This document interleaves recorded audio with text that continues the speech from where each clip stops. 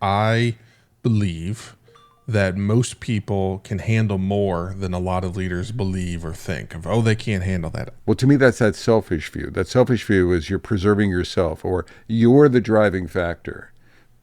Don't ever be the driving factor. If you're totally comfortable with all the words that are coming out of your mouth, you're probably not being transparent enough. We're going to agree, and it's going to be annoying. No, we're not. No, we're not. Okay. Well, I'm knobby, right? What the hell? Entry music. Da, da, da, da, da, da, da, da, da, da. It's the Bob and Josh Show. The issue on the table for debate and discussion Lay it down, Batman. is truth. Truth. And do you manipulate it? Is it Oh, always the no, same? no, hold it. What is that? Whoa. What? Whoa. Oh, do you manipulate it? What was that? Let's talk about your imagery of how you believe a leader should manage the truth. Shall Okay. we? Shall we? Right. What I think, you want me to kick in? Yeah, I think we've You got want me to to, let the audience. you want me to kick the tires and burn the fires? Yeah, I'll do it. Right. Metacasters, here's what I'm laying down. Mm-hmm. Perk your ears up. I'm in a mood this morning. No, not really. So truth. So maybe the metaphor, I didn't bring this up in our pre-work. I think of the truth, being a truth teller, being a truth sayer. So as a leader, I think we have to tell truth. I think of the metaphor as curtains. If you've ever seen, blinds. You know where you screw something and the blinds open. So they're closed all the way, and then they can be open all the way. And then there's shades of dimness, right? So you're adjusting the blinds. I think as a communicator, as a leader, as an employee, we're doing this anyway. I think this is a default thing that we do. I think of it as we're filtering, right? We're filtering the truth. Like, do you walk around every minute of every day spewing your 100% truth to everyone? Is that even prudent or wise? And I'd say no. So we're constantly considering factors like our audience. What can they handle? Can they handle the truth? And how much truth can they handle? And how much of it would be positive for them and have a positive impact, versus then do we trigger over into crushing their freaking soul, right, at this moment in time? So I think as good leaders, we get adept at figuring that, and that's sensing. That's not just what we're deciding to do. That's us sensing and creating relationships with people, and what time of day it is for us, and whether we had a good night's sleep or not, whether we want to take a risk. We're adjusting that truth. Now, I would argue that we want to lean towards open. We want to lean into telling as much truth as we can. I'll stop with this joke I used to tell for probably 20 decades, because I had such 20 decades, 20 years. That's a long time. I'm like the White Wizard in Lord of the Rings. He's lived for centuries. No, but for 20 years or more, I've talked about to testers. When I've coached testers, I've said you have to be careful in how you handle the truth. I said you can create a heart attack in any leader in your organization by telling them just the truth. Like how crappy the release is going to be, how many bugs are in the release. I mean, you have so much, testers have so much truth that it can cut through like a knife and do harm, organizational harm. So I've talked to them about, picking what do they need to hear. What do they want to hear? What do they need to hear? How much? Don't give them the 8,000 bug list. Well, that's true, Bob. Okay, it's true, but do they need to hear it? Do they want to hear it? Is this the right time for it? So be cautious, because you don't want to kill them. You want to give them You want to give them the right truth at the right time that they need to handle, but not kill them in the process. And although I joked about that, I was speaking truth to those folks, because testers know the reality of the world. They always know the reality. Developers don't know the reality of the world typically, or at least in the old school. Maybe in the new school, AI knows the reality. Josh, rebut. You better rebut my ass. Did I say that? I feel deceived. Oh no. The presentation pre-hit record button versus post record button It's is the same different. thing. It's the same. no. It's the same thing. I interpreted your dial of turning truth off and on, not filtering. I didn't say off and on. Well, No, when you have a dial, like a volume dial. You turn it up and you turn it down. I have one of those lights that gets brighter. What are they? Dimmer switch. You turn it up and you turn it down. Yeah, there's an off and an on. Metacasters, we remain undefeated in our inability to disagree. Oh my God. Come on, kick my butt. I would like to. So, my visual was truth is a light switch, and it's one of those that's always on, and it's taped to on, and it's got a sign of "do not touch" or something like that. Okay. But the filter that I was using is that you have to find the appropriate, like, it is not fair to put all truth on all people within an organization. One of the things that I have coached people on and I try and operate with is it's not helpful to put your problems, which are truths of, hey, this truth is that I have this problem. It is not fair for me to put that problem on somebody that doesn't have the ability to do anything about it. So the concept of complaining up is one of those things, because it doesn't do me any good as a leader to walk into a team meeting and be like, oh man, I tell you what, everybody, the board is a freaking disaster. And, I don't know what we're going to do. I don't know how we're going to do it. And that you are putting your problems on people that are like, that's okay. I'm glad you told me, but I can't do anything about it. So now I'm worrying about that, and I have no capability to affect the outcome of that. Right. So I disagree with that. Okay. I think it's okay for you to vent a little bit. I think it's okay for you to show your humanity and say the board sucks. They're imbecilic. Right? They couldn't make a good decision to save their butt, right? Occasionally and what I'm saying is, I'm Metacasters, I'm exaggerating. Clearly, I overact. If you don't know that by now, so I'm a little overdramatic. But I think it's fair for you to, for any leader, I think it's not only fair but healthy and good and proper for you to set the context that you're living in. Mm-hmm. And to let people know, this is the ocean I'm swimming in, ladies and gentlemen. And, oh, by the way, you're swimming in it with me, right? And there's some challenges there. So occasionally, not overdo it, but talk about it. So people understand your world. So there's more empathy, Josh. There's more understanding of the challenges you have. You're human too, right? Well, let me flip it around. Does that mean you have to eat all that crap and keep it into yourself? And I'm like, no, I don't know if all of it. Now, this is, again, one of those turns. So how much do we give? Do we give 100%? Those imbecilic bastards. No, we don't give a full 100%. We probably throttle it down to maybe, 10, 15%. Maybe let folks know that, yes, it's a challenge. What about if we're having trouble revenue-based? Right? Do we hold that in? No, I think we... Right. I don't consider that. Yeah. Now, do we show the finance sheets to everyone? Here you go. No, we filtered that a little bit.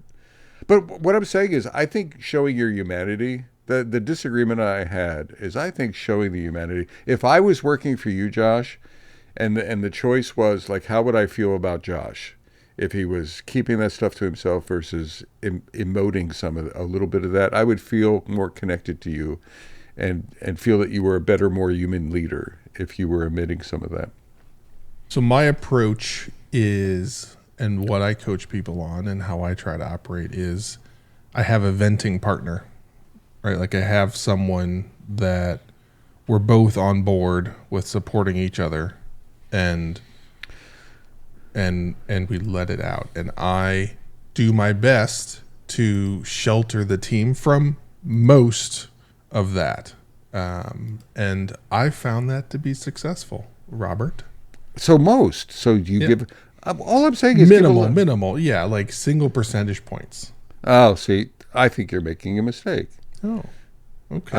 I disagree. I think that's a mistake. Okay. And I think that's a little too much.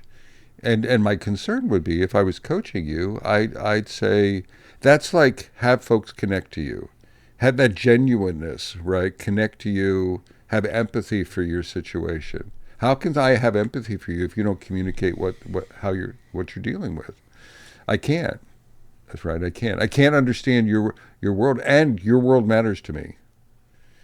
I care about you from a human being perspective. If we have a relationship, so we're talking about points. Yeah, right? yeah. We're talking about. We're not talking about. We're talking about points and how much.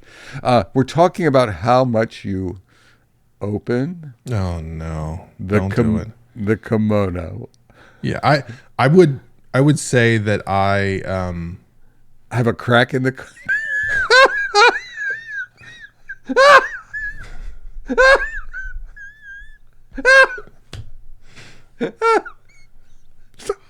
Sorry. You guys see what I deal with and you don't. Let's. I will share with everybody. What you're seeing happen right now is a significant portion of the pre-show where Bob just makes himself laugh and then says, no, don't. Like, I did something. I didn't do something. I didn't create the situation. So yeah. So there's some transparency into leading this podcast. Oh, serious Bob now. Well, serious Bob. Yeah. I would say that I aspire and try to be the leader that shields the team in a way that I believe is appropriate. I am not closed off, right? But I do expect and assume that my style is putting more on my shoulders than others would. Just that's my nature, and it's worked. Yeah. This is not a. You know what I think about you as a leader. We've talked. We've recorded it.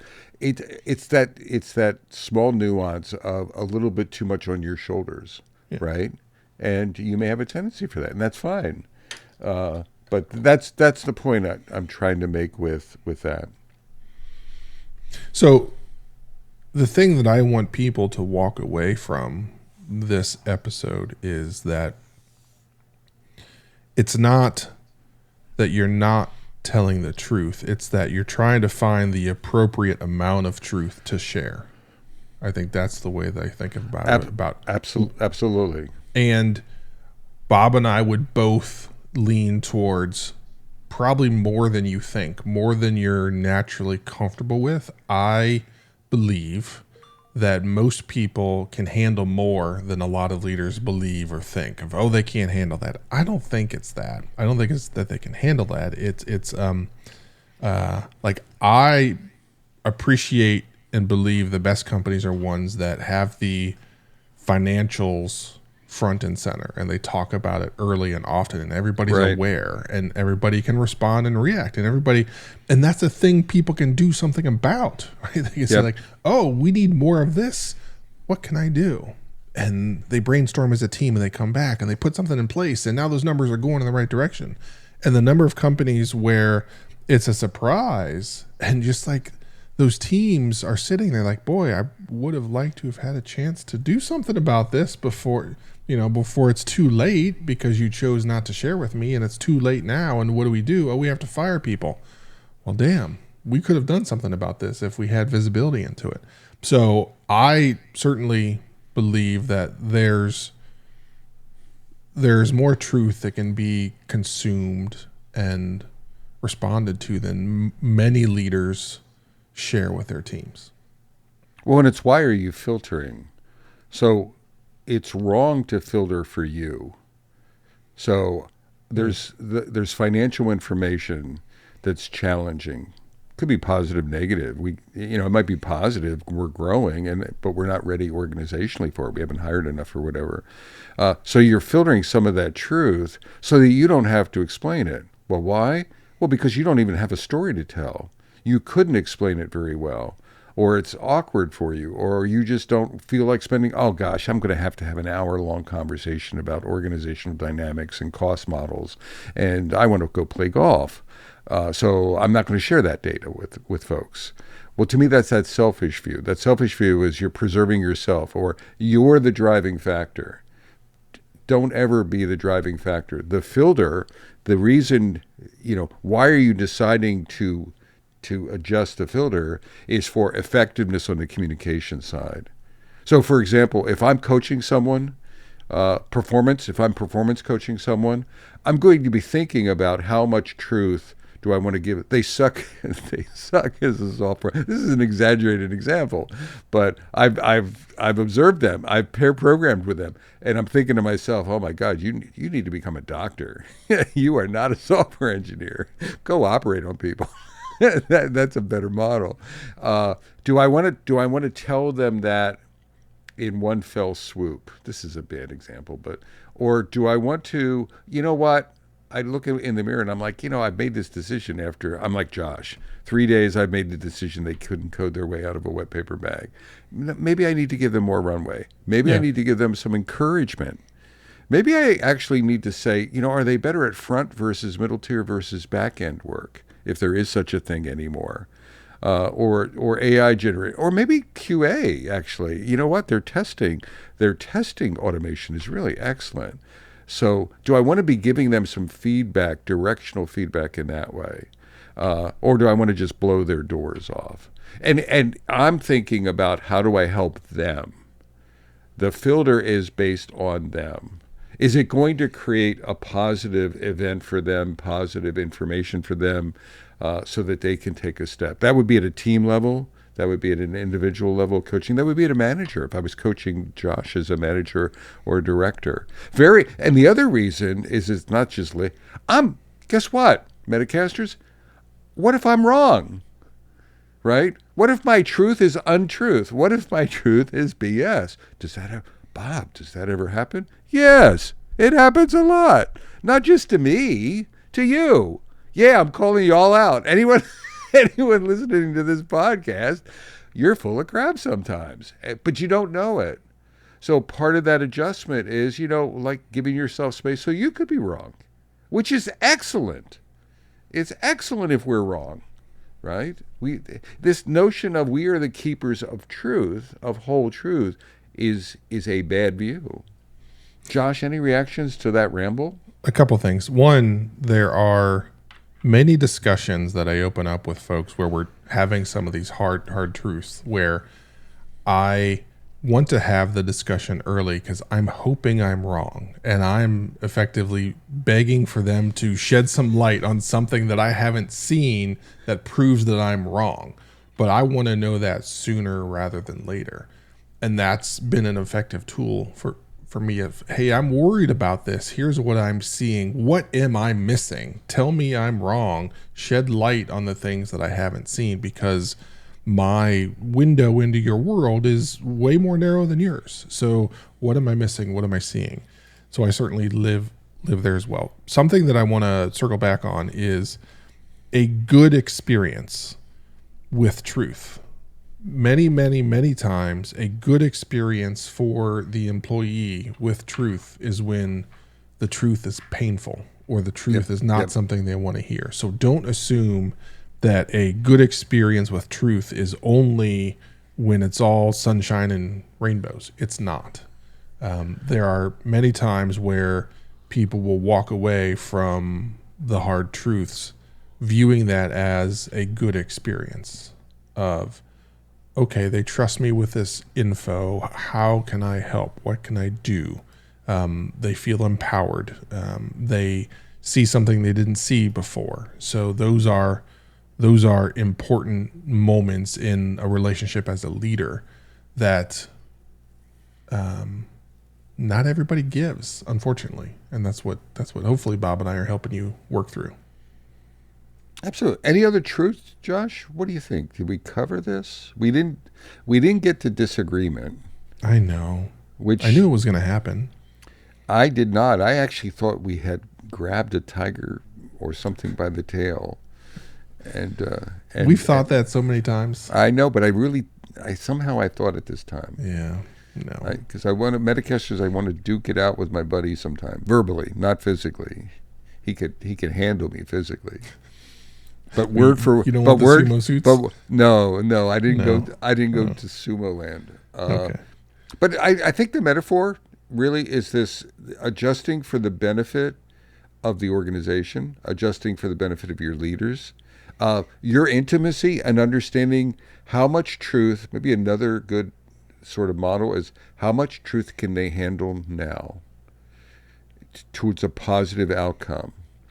You don't want to be shooting guns all over the place. We don't want to be doing damage with the truth. That's not my point of this. We want to be communicating reality. We want to be listening to having our thoughts corrected, and we want to be sort of incrementally sharing it. But again, I have found that folks, and Josh said this, that too many folks throttle the truth down, and they don't share enough of it for a variety of reasons.